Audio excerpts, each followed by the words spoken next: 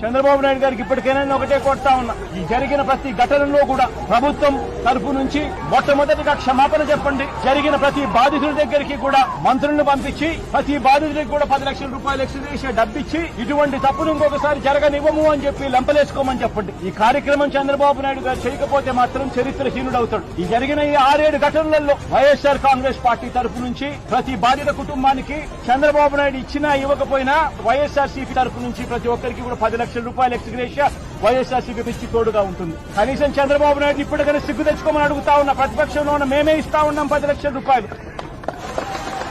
ప్రభుత్వంలో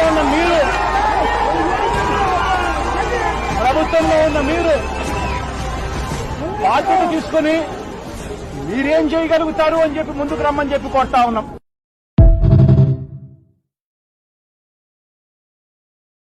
Download ShareChat.